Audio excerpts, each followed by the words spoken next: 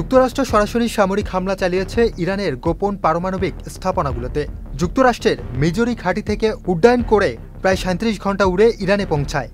হামলার লক্ষ্য ছিল ফার্দো, নাতাঞ্জ ও ইস্পাহান। এলএমই সার্টিফাইড বিশ্বসেরা কপারে তৈরি ওয়ালটন কেবলস, যা আপনার স্থাপনাকে রাখবে সব সময় নিরাপদ। এই অভিযানে প্রথমবারের মতো ব্যবহার করা হয় ৩০,০০০ পাউন্ডের ওজনের বাংকার বিধ্বংসী বোমা GBU-৫৭। সাথে যুক্ত ছিল সাবমেরিন থেকে ছোড়া ৩০টি ক্রুজ ক্ষেপণাস্ত্র। হামলার পর হোয়াইট হাউস থেকে জাতির উদ্দেশ্যে দেওয়া ভাষণে প্রেসিডেন্ট ডোনাল্ড ট্রাম্প বলেন, ইরান আমাদের ও বিশ্বের জন্য এক পারমাণবিক হুমকি তৈরি করছিল। আমরা আর বসে থাকিনি। এই অভিযান কেবল সতর্ক বার্তা নয়, এটা স্পষ্ট বার্তা।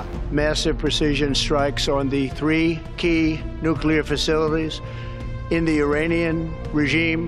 আমেরিকা যখন বলে তখন সেটি করে দেখায়। ইরান যদি কূটনৈতিক আলোচনায় না ফেরে, তবে এর চেয়েও বড় পরিণতির জন্য প্রস্তুত থাকুক।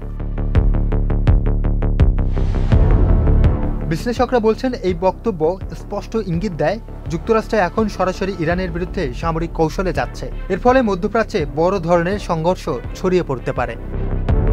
Muin Tajdid, channel I.